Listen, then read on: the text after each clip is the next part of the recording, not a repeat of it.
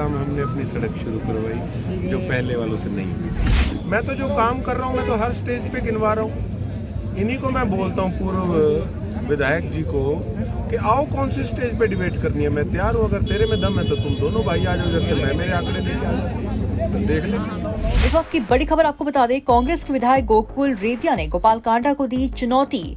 मैं अपने 100 दिनों के कार्यकाल की रिपोर्ट रखता हूं। गोपाल कांडा अपने पिछले 5 सालों की रिपोर्ट करेंगे पेश। कल सिरसा के पौष इलाके बरनाला रोड पर आवारा पशुओं की लड़ाई के चलते बुजुर्ग व्यक्ति के घायल होने पर अफसोस जाहिर किया।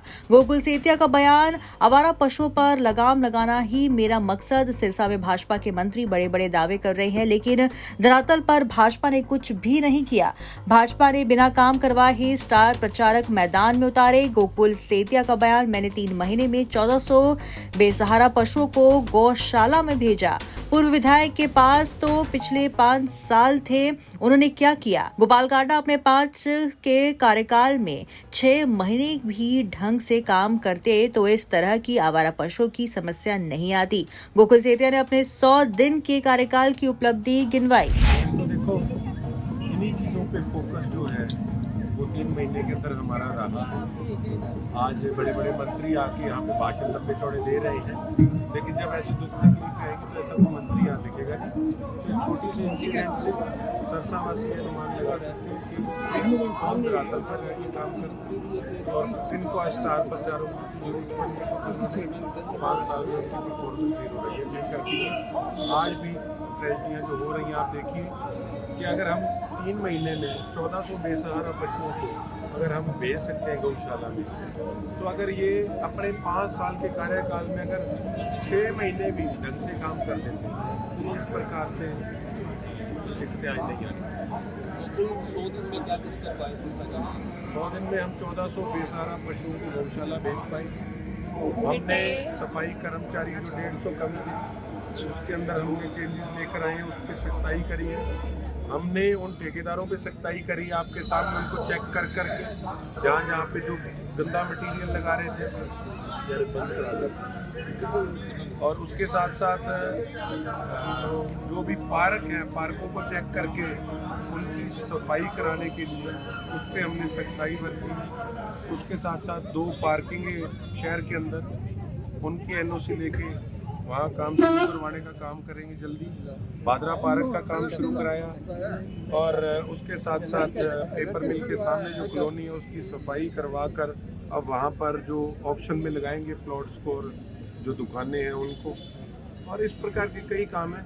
और सबसे बड़ा काम हमने अपनी सड़क शुरू करवाई जो पहले वालों से नहीं हुई थी। महल वालों से आपके सामने ही है ना, बड़े बड़े आज ढिंढोरे पीटने वाले पिटे मुँह अपनी सड़क ही नहीं बनवा पाए, किसी का और क्या काम करेंगे? गोपाल कांडा कहते हैं कि विकास हम चाहते हैं, लेकिन गोकुल फालतू बकवास करता है। कोई बात नहीं, धन्यवाद। जैसी उनकी सोच वैसी उनकी शब्दावली। वार्ड नंबर 7 में क्या इशारा लग रहा है? मैंने आपको बता दिया विकास और बकवास की बात। अब आप खुद कंपेयर कर लो, सड़क इनकी खुद की कौन बनवा रहा है, विकास कौन कर रहा है, दूसरा वर्ड मैं क्या यूज करूँ? गोकुल जी, भाजपा ने आज अपना संकल्प पत्र लॉन्च किया है, उसमें शहर के विकास को लेकर के काफी सारे मुद्दे बताए गए हैं।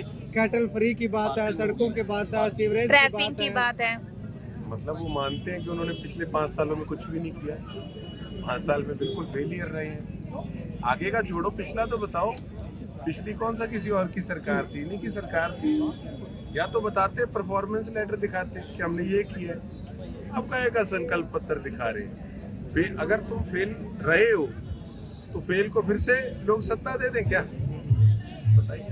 आपके चेयरमैन कैंडिडेट है जसविंदर कौर, उनको बाहरी उम्मीदवार बताया गया है। किस प्रकार से बाहरी? डमी कैंडिडेट बताया जा रहा है सर। क्या बताया जा रहा है? जसविंदर कौर को शहर के अंदर डमी कैंडिडेट, वहीं भाजपा के कुछ लोग।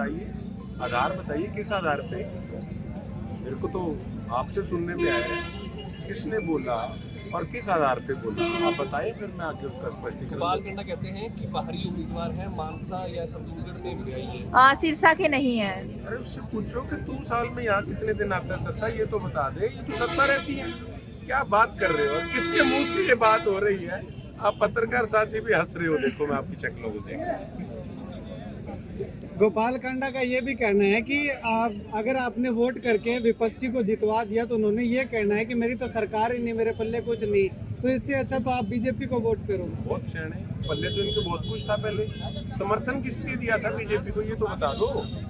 पल्ले तो तुम्हारे परमात्मा ने और सरसा की जनता ने सारा कुछ ही तुम्हें दे रखा था। तुम्हारी परफॉर्मेंस बताओ यार, तुम मेरे को छोड़ो।